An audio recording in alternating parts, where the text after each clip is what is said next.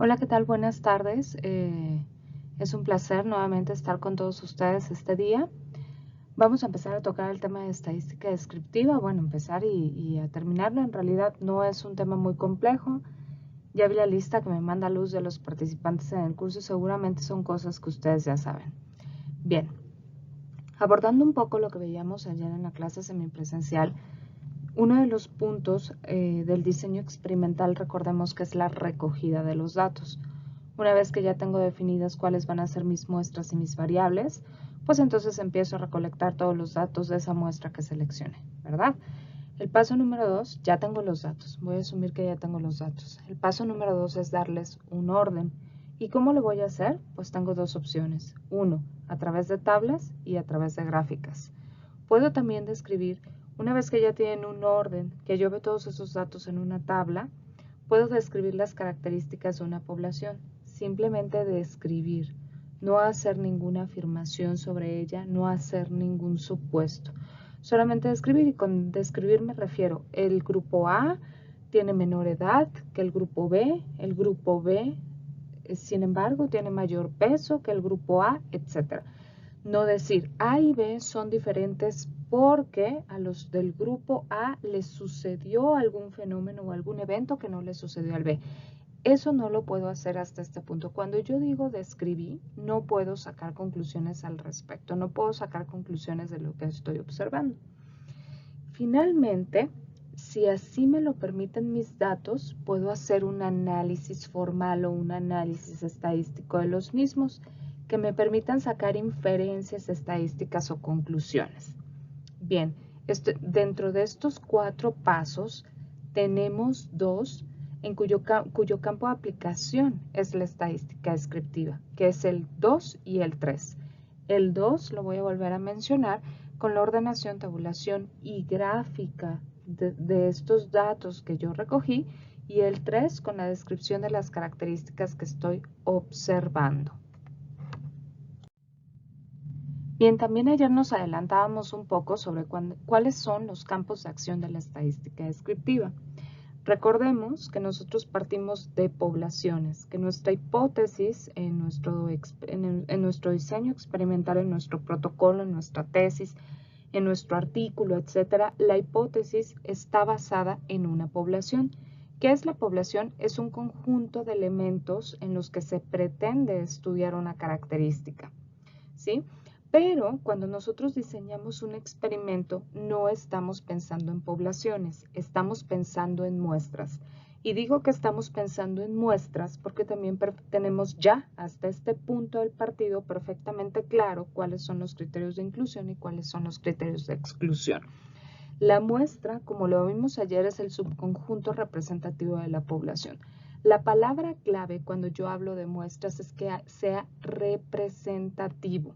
¿Sí? Siempre decimos, debe ser un subconjunto representativo de la población, para que a la hora de sacar conclusiones, no es el caso de la estadística descriptiva, sino el de la estadística inferencial, pero es importante mencionarlo, para que a la hora de sacar conclusiones, entonces yo pueda hacer conclusiones también con base poblacional, no con base en una muestra. La muestra, por supuesto, también es campo de aplicación de la estadística descriptiva, pero la estadística descriptiva tiene un punto muy interesante que también puede estudiar individuos. Los individuos son cada uno de los elementos de una población, y es que de cada individuo yo obtengo variables. Todas esas variables, a la hora de ponerlas en tabla, a la hora de sacar, no sé, valores, promedio, aunque sea de un individuo, sí se puede, de 1, 2 o 3 individuos, sí se pueden obtener. Ajá, esos valores no necesito tener una muestra, ¿ok? No, porque recordemos que la muestra es representativa de la población. Los individuos, yo no puedo decir si tengo 5 o 6 individuos, entonces ya tengo una muestra. No, no necesariamente, porque 6 individuos no son representativos de la población, ¿verdad? Entonces, pero de esos 6 individuos sí puedo sacar su edad, sí puedo sacar su peso, sí puedo obtener su altura, su índice de masa corporal, en fin, una serie de factores los cuales yo puedo describir o analizar a través de la estadística descriptiva representar en tablas o en figuras que me permitan hablar sobre un evento en particular sin la necesidad de obtener o de dar conclusiones al respecto. Bien, pues ahora vamos a recordar, también lo mencionamos la clase del día de ayer, cuál es esa característica de un individuo que se puede medir. Bueno, pues usualmente nosotros decimos son mis datos, pero todos esos datos forman parte de una variable, ¿verdad? Están encasillados en una variable. Por eso la representación aquí que me gusta mucho es una cajita que dice mi variable y mi variable contiene mis datos. Una variable, recordemos que es la característica propia de un individuo objeto de estudio. Recordemos también que tenemos de manera general, muy general, dos tipos de variables. Un tipo de variable que son las cualitativas, cada una con sus subconjuntos o categorías. Las variables cualitativas y las variables cuantitativas, que son propiamente números, ¿verdad? Bien, todas las variables tienen niveles de apreciación. En las variables cualitativas es muy fácil ver esos niveles de apreciación o esos niveles. Por ejemplo, si estoy hablando del color de cabello, que es una variable cualitativa, denota una cualidad del sujeto, no denota una cantidad, sino una cualidad. Repito, estoy hablando del color de cabello. A su vez, los niveles de apreciación, en este caso, en el ejemplo que les traigo en la diapositiva, son 3, castaño, rubio y negro. Pero si yo hablo de la estatura de un sujeto, esto es una variable cuantitativa, que a simple vista no la puedo apreciar en niveles o subconjuntos, dada la naturaleza de las variables. Si puedo obtener un promedio, puedo obtener una desviación estándar, obtengo un valor máximo, obtengo un valor mínimo, pero no la puedo apreciar en categorías. Sin embargo, esto no quiere decir que las variables cuantitativas no puedo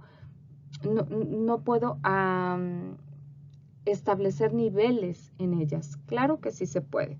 Si nosotros agrupamos un conjunto de variables cuantitativas, entonces establecemos intervalos que en el bajo barrio de la estadística se le conocen como categorías. El ejemplo que traigo en esta diapositiva es la estatura de un sujeto o de muchos sujetos, de un conjunto de individuos.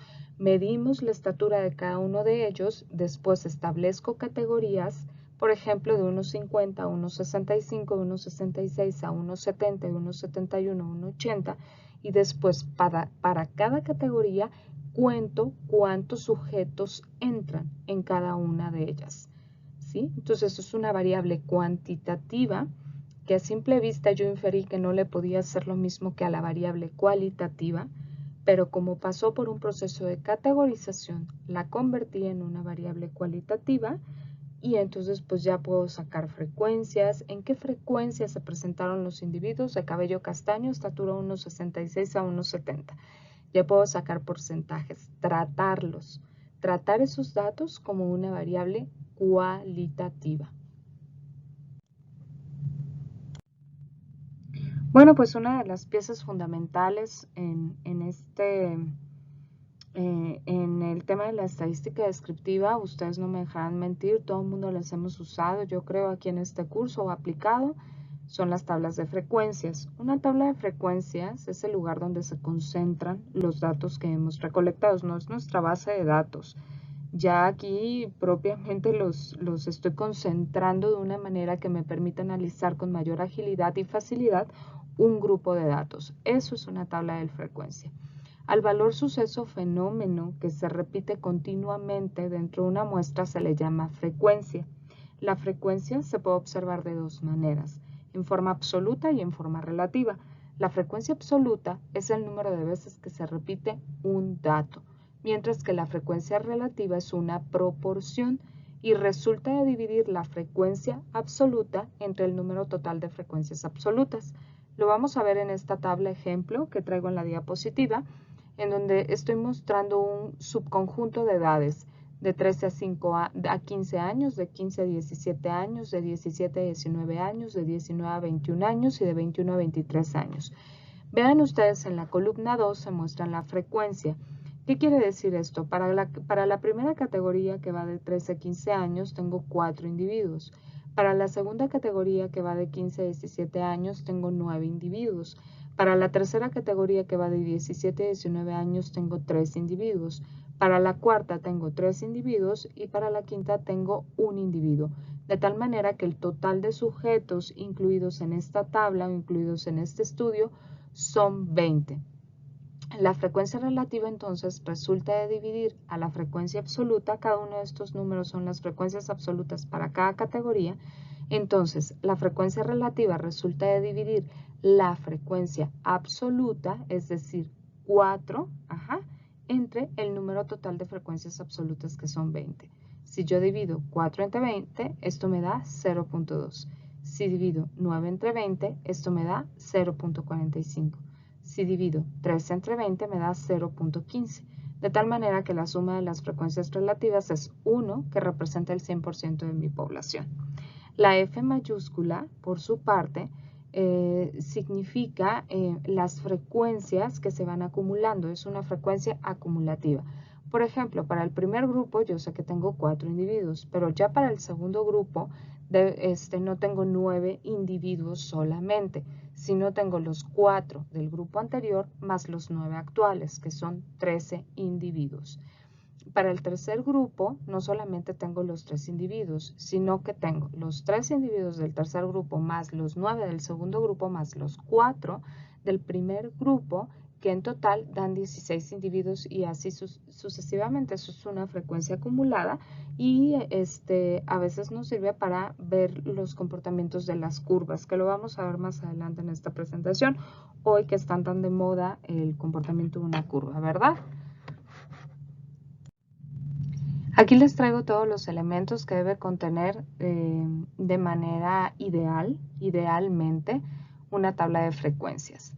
En este ejemplo, el investigador está interesado en identificar el número de hijos que tiene un conjunto de familias que estamos analizando, ¿ok?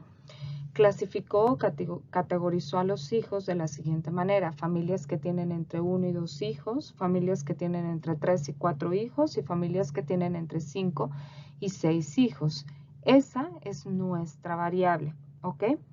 De ahí nosotros debemos tener las frecuencias, porque para eso se construye, para eso es esto es una tabla de frecuencias. La primera columna o la columna que estoy señalando con el puntero rojo significan las frecuencias absolutas. Con absoluto, como ya lo dije en la diapositiva anterior, se refiere a cuántos individuos pertenecen a cada una de las categorías. ¿Ok? Por ejemplo, se me ocurre, es un ejemplo, para la categoría que va de 1 a 2 hijos, tengo 50 familias que tienen este número de hijos. Para los que tienen entre 3 y 4 hijos, en este tiempo yo le pondría 2 o 3 familias. Y para los que tienen de 5 a 6 hijos, una familia. En total, el investigador está analizando 54 familias. Siempre hay que poner los totales. Aunque es algo que a mí siempre se me olvida, no sigan mi ejemplo. Hay que poner los totales. N mayúscula significa frecuencias acumuladas. Ya vimos que son las frecuencias acumuladas. A mi gusto es uno de los datos más interesantes de la tabla de frecuencias. Y yo siempre que veo frecuencias acumuladas estoy tentada a obtener conclusiones o sacar inferencias al respecto. La estadística, por supuesto, ustedes ya lo saben, desde sus áreas de conocimiento debe ser flexible. Yo, si bien les he dicho que la estadística descriptiva simplemente se encarga de eso, de darnos un panorama del fenómeno del fenómeno estudiar sin arriesgarnos a obtener una conclusión, a veces son tan ricos y tan vastos los datos que obtenemos de la estadística descriptiva que cualquier investigador o analista de datos o estadista o epidemiólogo se ve tentado a sacar conclusiones al respecto.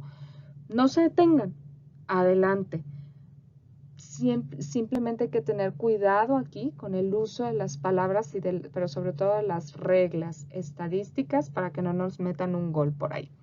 Bueno, regresando a la clase, pues N mayúscula les decía que significa las frecuencias absolutas acumuladas, ¿ok? Entonces, por ejemplo, si para la categoría número 1, que era de 1 a 2 hijos, yo tenía 50 familias, pues la frecuencia acumulada para la primera categoría son esas mismas, 50. Pero si para la categoría 2, que son entre 3 y 4 hijos, yo tengo 3 familias, entonces aquí la frecuencia acumulada serán no 3, porque esa es frecuencia absoluta, sino 53. Es la suma de las frecuencias observadas en categorías anteriores, ¿ok? Más la categoría que estoy en este momento observando. Y así sucesivamente. Si para la siguiente categoría yo tengo solamente una familia, pues entonces para este punto la frecuencia acumulada será 54, ¿ok? Que es el número total de frecuencias absolutas. Perfecto. De ahí yo tengo frecuencias, me paso a la parte, ya analizamos toda la parte de absoluto, ahora nos pasamos a la parte de relativo. Esta F, ¿no? Significa frecuencia relativa, ¿sale? Y es el número de observaciones que nosotros tenemos entre el número total de frecuencias, entre las frecuencias absolutas, entre el total de frecuencias absolutas, ¿verdad? Entonces, la frecuencia relativa no son otra cosa más que un porcentaje, una proporción, ¿ok? Si yo en total tengo 54 familias, distribuidas en mi tabla de frecuencias, y para la categoría 1, que va de 1 a 2 hijos, tengo 50 familias, pues no me queda otra más que dividir 50 entre 54, que se llevará, por supuesto, más del 90% de mi población. Ese es el más amplio porcentaje, es obvio.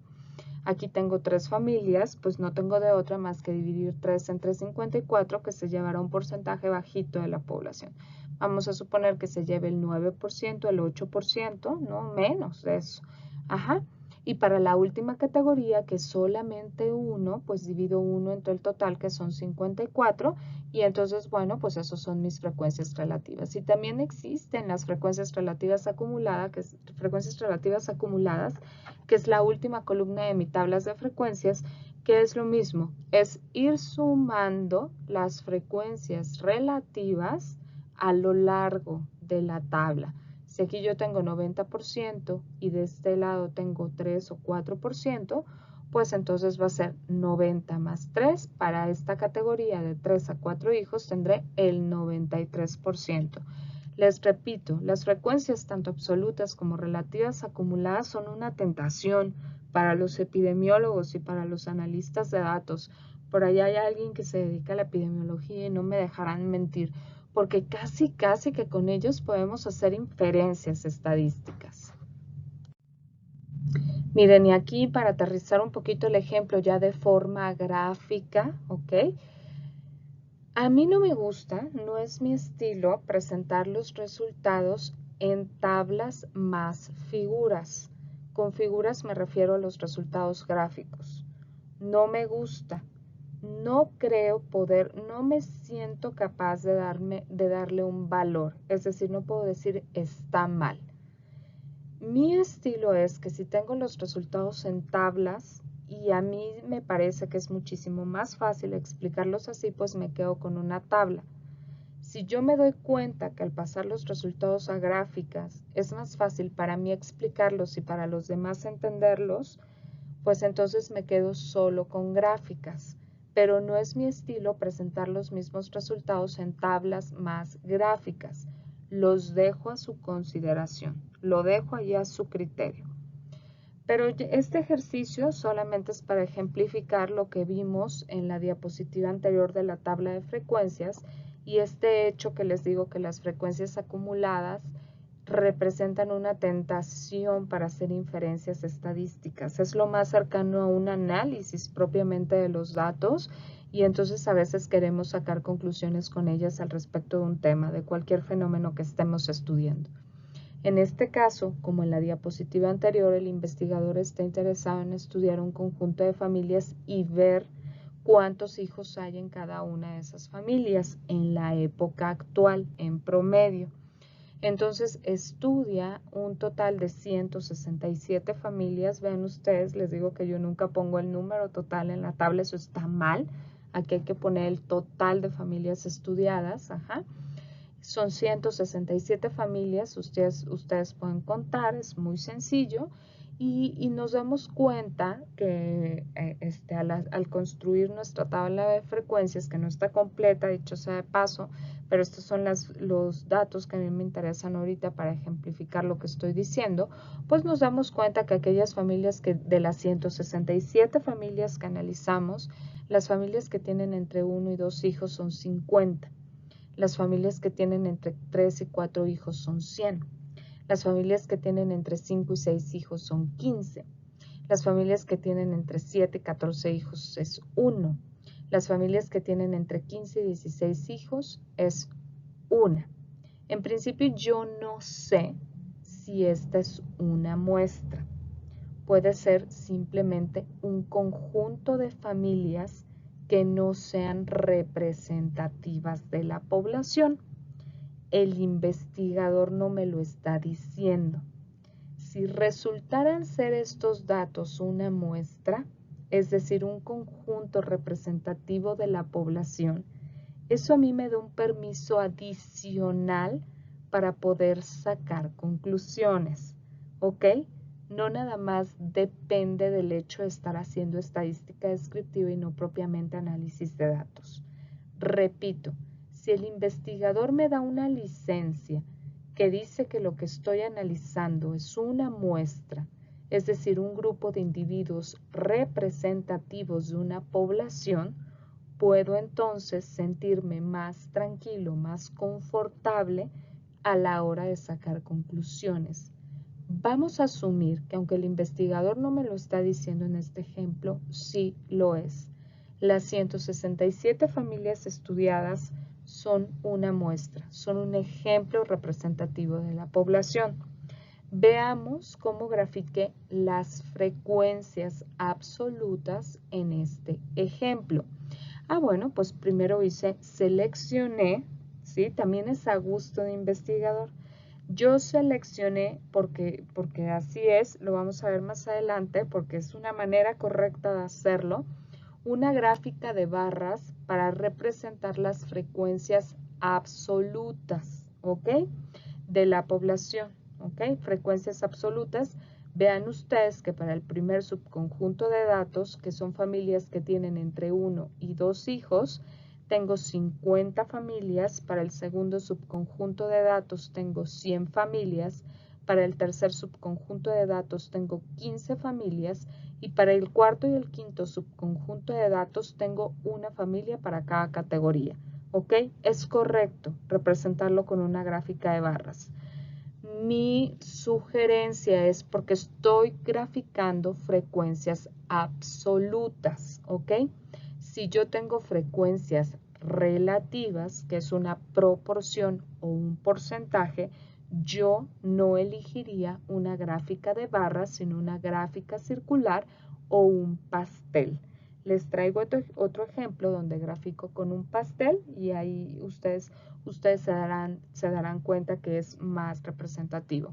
No obstante, no estaría mal graficar las frecuencias absolutas en un pastel. También se puede. A mí no me gusta, no es mi estilo. Si yo tengo frecuencias absolutas, prefiero las barras. ¿Ok? Bueno, ya les dije que el investigador, pese a que no lo escribió en la diapositiva, nos menciona que estamos analizando una muestra, o sea, un conjunto representativo de una población, y que por tanto casi que me está dando el pase automático para que yo pueda hacer inferencias estadísticas. ¿Qué infieren de esta primera gráfica que les muestro? Bueno, pues que en la época actual es muchísimo más común encontrar familias con entre 3 y 4 hijos respecto al resto de las categorías. Y en segundo lugar, si yo tuviera que ordenar a mis datos, están las familias que tienen entre 1 y 2 hijos. Y muy por debajo están las familias que tienen entre 5 y 6 hijos, entre 7 y 14 hijos, entre 15 y 16 hijos. Es decir, yo puedo inferir, fíjense cómo yo estoy utilizando la palabra inferir cuando no debería. Yo puedo inferir que hay casi que un crecimiento exponencial en las familias que tienden a tener entre 3 y 4 hijos respecto a las que tienen entre 1 y 2 hijos, y que después hay una caída de las familias que tienen más de entre 5 o 5 hijos o más. Ya es muy difícil en estos tiempos encontrar familias que estilan tener tantos hijos, porque para mí 5 hijos ya es marabunta, pues ya es algo serio, ya es algo grande. ¿Cómo puedo asegurar esta inferencia que esta conclusión que estoy sacando? Bueno, pues con las frecuencias acumuladas. Vean las frecuencias acumuladas, ¿sí? Para la primera categoría, yo tengo el número de 50 que representan las 50 familias que tienen entre 1 y 2 hijos. Aquí tengo 150 que representan la suma de las 100 familias que tienen entre 3 y 4 hijos más las 50 familias que tienen entre 1 y 2 hijos. Aquí tengo 165 que representa la suma de las familias que tienen 15 hijos más las que tienen entre 5 y 6 hijos más las 100 que tienen entre 3 y 4 hijos más las 50 que tienen entre 1 y 2 hijos y así sucesivamente. Ustedes ya vieron la manera en la que se sacan las frecuencias acumuladas. Y observo el comportamiento de la curva. Efectivamente hay un crecimiento exponencial entre la primera y la segunda categoría, hay una aceleración de los datos, ok, aquí se ve un crecimiento brutal, se duplican las familias que tienen entre 3 y 4 hijos respecto a las que tienen entre 1 y 2 hijos, o sea, las que tienen entre 1 y 2 hijos son la mitad de las que tienen entre 3 y 4 hijos. Pero después ya hay una desaceleración de los contagios. Ay, perdón, estoy hablando de familias. ¿A poco no se parece a la situación actual que estamos viviendo? Que al principio, a pesar de que los contagios eran trazables, ya me estoy pasando a la pandemia, hubo una aceleración de los contagios. Era casi crecimiento exponencial. Hoy había 20 contagiados y mañana ya había 120. ¿Ok? Pero después la tasa de contagio se fue desacelerando, de tal manera que si bien se mantenía en un número grande, ya no había un crecimiento tan vasto como lo que vimos en un principio de la pandemia. Pues sucede exactamente lo mismo en el ejemplo que les estoy dando. A partir de 3 o 4 hijos, de 5 hijos en adelante, el crecimiento ya no es tan vasto en el número de familias. De hecho, hay una desaceleración, hay una reducción, ¿verdad? En el número de familias que tienen más de 5 hijos respecto a las que tienen entre 3 y 4 hijos. El aplanamiento de una curva de frecuencias acumuladas me dice que hay una desaceleración, incluso una reducción del fenómeno que estoy observando. Hay una reducción que pudiera ser significativa, importante, del fenómeno que estoy estudiando. Es decir, no es una curva que se va así para arriba, no tiene este comportamiento, tiene un comportamiento plano. Esto me indica que hay una reducción, repito, importante del fenómeno que estoy estudiando. Ni siquiera significa que estamos en la misma cantidad de familias. Porque si, por ejemplo, aquí fueran 100 familias, 100 familias y 100 familias, el crecimiento iría a la alza, sería alcista, porque acuérdense que estamos analizando frecuencias acumuladas.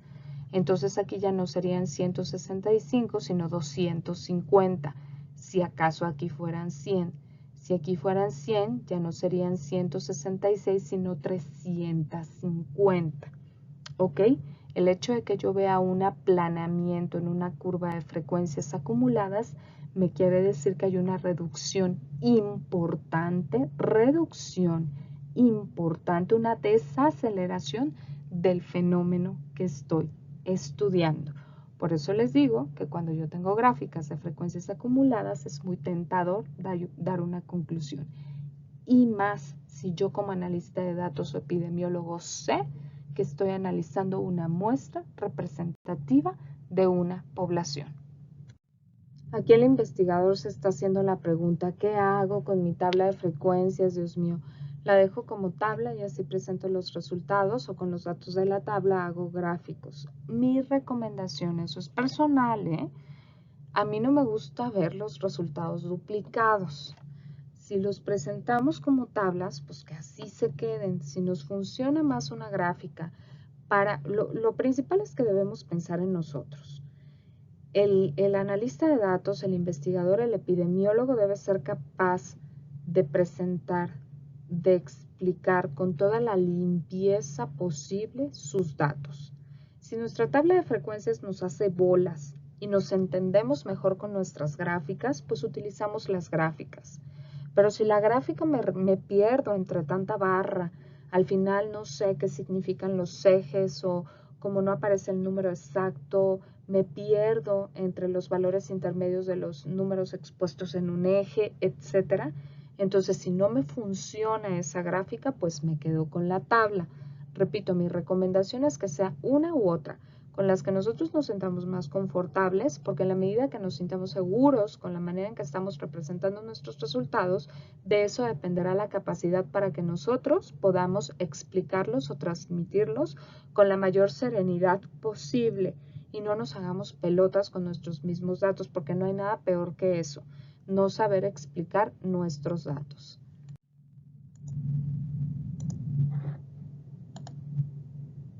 Para que vean que no les miento, pues la literatura dice que las tablas de frecuencias y las representaciones gráficas son dos maneras equivalentes de presentar la información.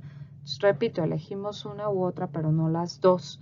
Las dos exponen ordenadamente la información recogida en una muestra, con la que nos sintamos más cómodos. La realidad es que da lo mismo.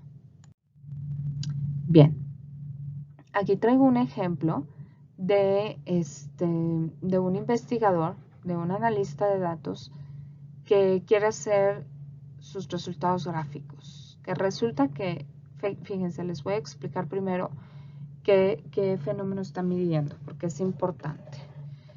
Resulta que el investigador, este señor que está aquí en la diapositiva, tiene un conjunto de instrumentos médicos, por ejemplo, termómetros. Y después de una serie de mediciones a cada uno de los termómetros, determinó cuántos errores había en cada uno de ellos y los clasificó de la siguiente manera. Entonces tenía, ya ni sé, ya ven, son 100 termómetros. Por eso es importante poner el resultado, son 50, 75, sí, 90 y 100, son 100 termómetros los que tenía el investigador, ¿ok? Y entonces dijo, pues los voy a medir y voy a averiguar, los voy a medir 10 veces a cada uno y voy a medir cuántos errores tuvieron cada uno, ya sea en esas 10 mediciones. 2 errores con respecto a un estándar de referencia, que en este caso, pues no sé, puede ser un termómetro que sabemos que no falla, no sé, puede ser, se me ocurre, es un ejemplo. Y los clasificó de la siguiente manera: 2 errores, 3 errores, 4 errores, 5 errores y 6 errores o más, que ya es muchísimo. En una serie de 10, pues no te esperas que más del 50% sean mediciones erróneas. De hecho, 5 a mí ya me parece mucho, pero bueno, no está ahorita sacando conclusiones, simplemente está haciendo mediciones.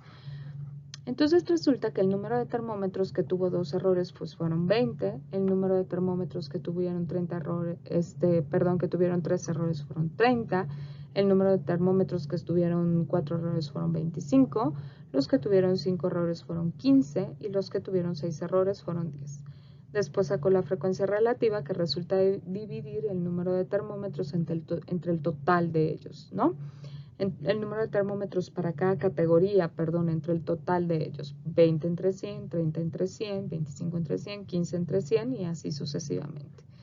Y de esta frecuencia relativa, ¿ok?, sacó la frecuencia relativa acumulada. No son frecuencias absolutas, sino frecuencia relativa acumulada. De tal manera que aquí tenía el 20% de la población estudiada o de los termómetros estudiados. Ya para la segunda categoría tenía el 50% de los termómetros estudiados. Para la tercera categoría tenía el 75% de los termómetros estudiados. Para la cuarta categoría tenía el 90% de los fenómenos estudiados. Y aquí ya tenía el 100% de los fenómenos, de los termómetros, estudiados. Y el investigador se hace la pregunta, ok, no me interesa la tabla, no le entiendo a la tabla, no puedo explicar la tabla. Quiero hacer un gráfico, pero ¿qué tipo de gráfico realizo? Esa es la pregunta que se está haciendo el investigador, que es una pregunta válida. ¿Cuántas veces no nos hemos enfrentado al hecho, híjole, se verá mejor en pastel, se verá mejor en barras? Para el caso que aplique hago un histograma, hago unas gráficas de cajas y bigotes, etcétera. Nos hemos enfrentado a esa pregunta todos nosotros, estoy segura. Bueno, pues en principio parto que en el ejemplo anterior estoy trabajando con una variable del tipo cualitativa, no es una variable cuantitativa. No estoy midiendo la temperatura propiamente, ¿no?, que se obtiene con cada uno de los termómetros, sino el número de errores. Es una variable cualitativa. Ok, cuando tengo variables cualitativas, las categorías, las frecuencias de cada una de las categorías se pueden representar haciendo uso de dos tipos de gráficos. Los gráficos de sectores de círculo de pastel, como ustedes quieran llamarle, y los gráficos de barras, ¿sí? A mí me gusta que cuando tengo porcentajes, cuando estoy señalando frecuencias relativas o proporciones, me gusta utilizar las gráficas de pasteles. Pueden estar de acuerdo ustedes o no, porque también se pueden utilizar barras. Es correcto. A mí me gustan más los pasteles cuando de frecuencias relativas estamos hablando. Pero, repito, se pueden utilizar la gráfica de pastel o los gráficos de círculos o el gráfico de barras, como se sienta mejor el investigador. Lo mismo para las frecuencias absolutas. Se pueden utilizar ambos gráficos. Sin embargo, cuando estamos trabajando con frecuencias absolutas, a mí me gusta más utilizar los gráficos de barras y no los pasteles. Entonces, aquí el algoritmo del ritmo es el siguiente. Si estoy trabajando con frecuencias absolutas, yo trabajo con barras. Si estoy trabajando con frecuencias relativas, yo trabajo con pasteles. Pero no es incorrecto trabajar con frecuencias absolutas y pasteles o tener frecuencias relativas y barras. No es incorrecto, ¿ok? Pero bueno, pues yo ya les di mi secreto. Aquí el investigador que se está haciendo la pregunta le decimos, hey, tranquilízate, tienes dos opciones. Tú tienes una variable cualitativa, entonces puedes trabajar las frecuencias obtenidas en tu tabla de frecuencias haciendo uso de dos tipos de gráficos, los gráficos de círculos o pastel o un gráfico de barras. Ahora mi investigador, mi estudiante, lo que sea, la persona que me pida ayuda para analizar sus datos, resulta que no tiene una variable cualitativa. Tiene una variable cuantitativa que en este momento no desea categorizar. Simplemente quiere ver una representación gráfica de sus datos, ¿no? Bueno, pues está bien. Si no la deseas categorizar, pero quieres hacer una representación gráfica, lo que te puedo ofrecer es un histograma. Vean cómo tenemos una variable cuantitativa.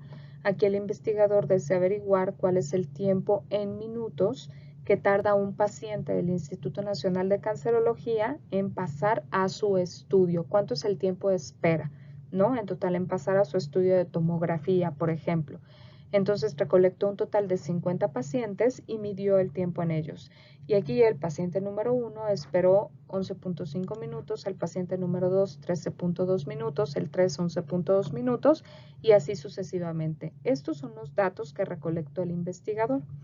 Cuando tú vienes y le propones hacer categorías con sus datos para analizar la frecuencia, es decir, cuántos esperan entre 5 y 8 minutos, cuántos esperan entre 8.1 y 15 minutos, cuántos esperan entre 15.2 y 15.1 y 17 minutos, etcétera. Resulta que él en este momento no está interesado y te dice, hazme una representación gráfica. Pues la representación gráfica, por excelencia, cuando de estadística descriptiva estamos hablando y tenemos un conjunto de datos numéricos, es decir, una variable cuantitativa, se llama histograma, ¿ok? Pero resulta que el histograma es per se una categorización de nuestros datos, ¿sale? El histograma es por sí mismo una categorización de nuestros datos. De tal manera que ya le picó ahí a su software estadístico el analista de datos y vean ustedes, aquí tengo un conjunto de barras que representan algo. ¿Qué significa esto? Vamos a ver primero los ejes. El eje de las X se refiere a la variable y el eje de las Y se refiere a la frecuencia o al número de veces que ocurre un evento. Si nos fijamos en esta diapositiva, aquí yo tengo 8 minutos, 9 minutos, y esta barra va de 9 minutos a 10 minutos, y esta barra va de 10 a 11 minutos, esta barra va de 11 minutos a 12 minutos, la siguiente va de 12 a 13 minutos, la siguiente va de 13 a 14 minutos, la siguiente va de 14 a 15 y la última de 15 a 16. ¿A poco no que ya tengo una categoría? El histograma, repito, es per se una categorización de nuestros datos, ¿ok? Bueno, resulta que el número de pacientes que esperaron al menos 8 minutos, pero antes de 9 minutos, son contabilizados dentro de un análisis de histograma. Si nosotros miramos nuestra tabla, afortunadamente no lo tenemos que hacer a mano porque los software ya están provistos de herramientas para hacerlos de manera automática. Pero si nosotros miramos en nuestra tabla, resulta que son 2 los pacientes que esperaron al menos 8 minutos, pero menos de 9 minutos. Efectivamente, son solo 2 eventos. Para aquellos que esperaron al menos 9 minutos, pero menos de 10 minutos, deberían ser 5 eventos. Y estos eventos, por supuesto, son comprobables en nuestra tabla. Los señalé con rojos. Aquí tengo un paciente que esperó 9.3 minutos, aquí tengo un paciente que esperó 9.1 minutos, aquí tengo un paciente que esperó 9 minutos, 9.1 y 9.2.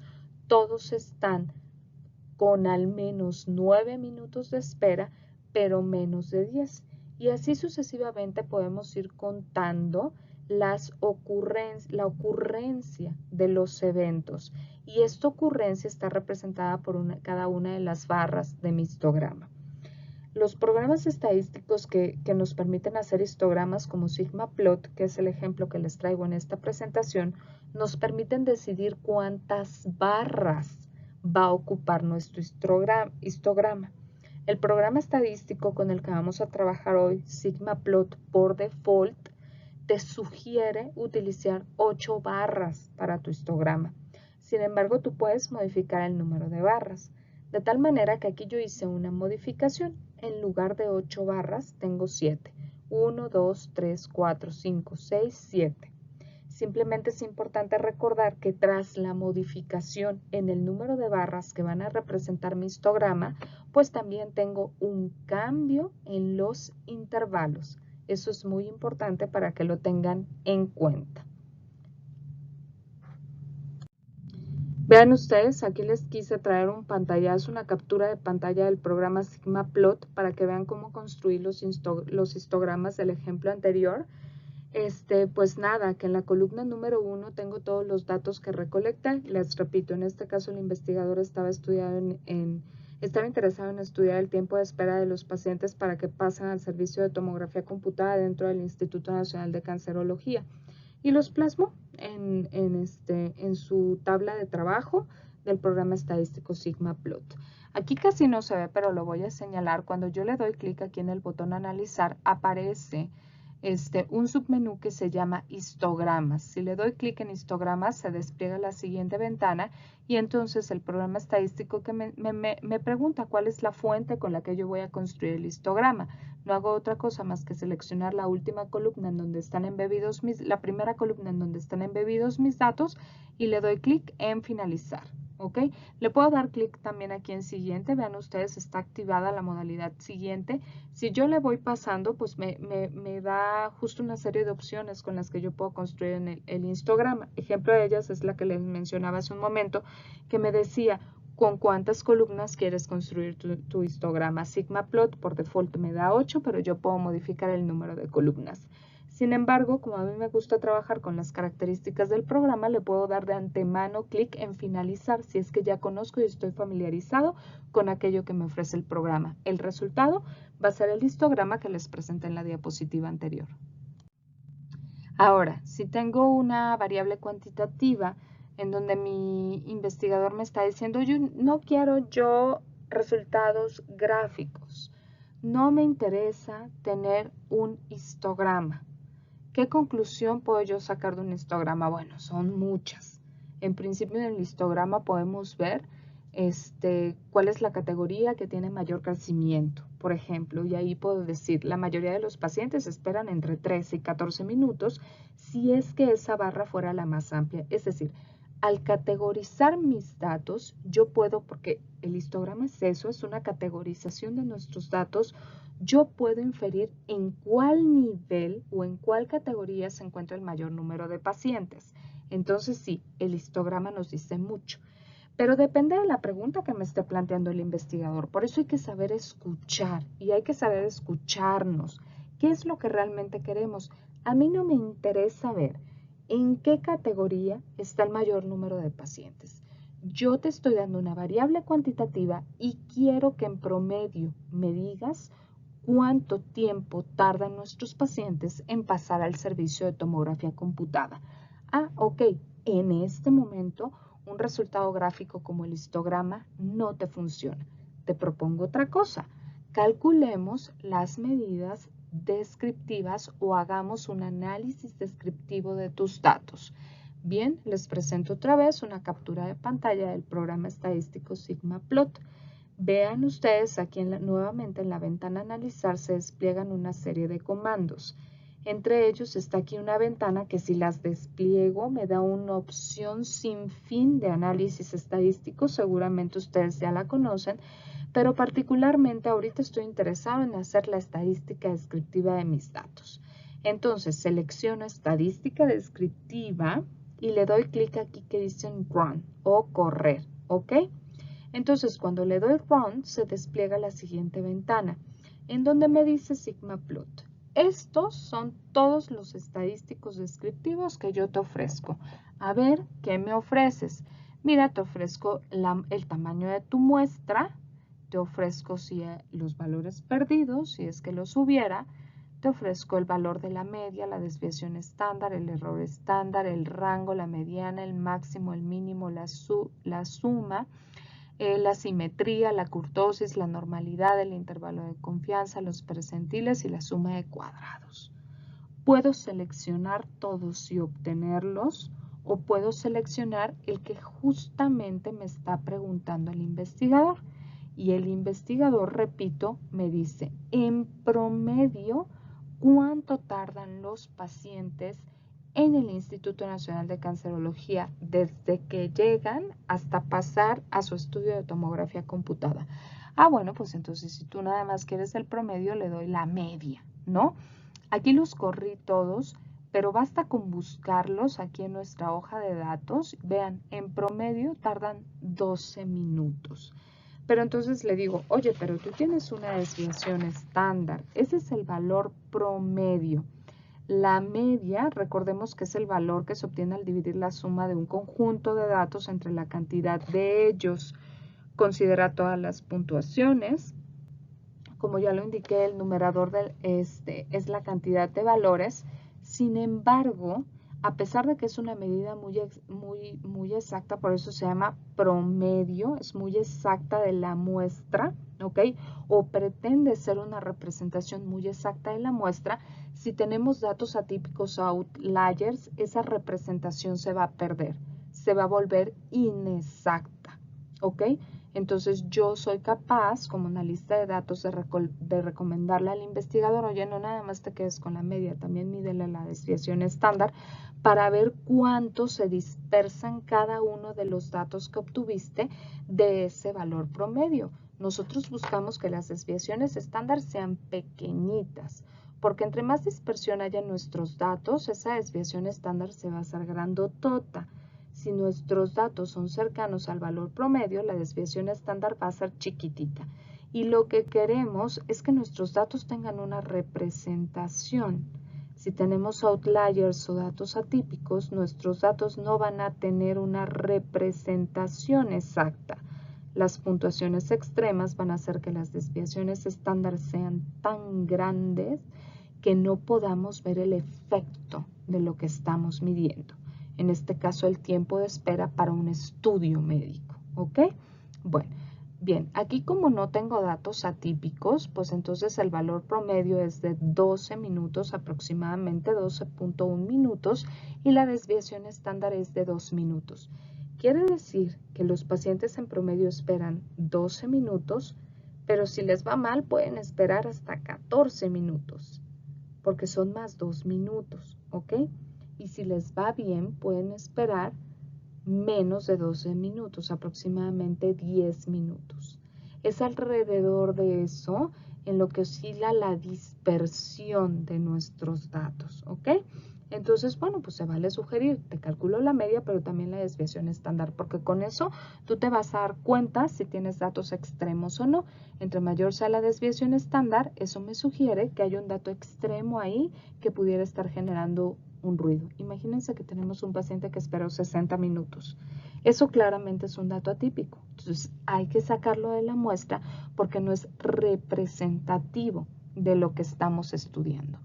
Y bueno, así con el resto de los valores, que si no, hoy en la clase procuraré adentrarme un poco en ellos para recordarles, seguramente ustedes ya lo saben, pero recordarles de qué se tratan cada uno de ellos, es decir, las opciones descriptivas que me ofrece en particular este software que es muy bueno para hacer estadística descriptiva. Con esto me quedo hasta el día de hoy. Gracias por su atención. Nos vemos en unas horas.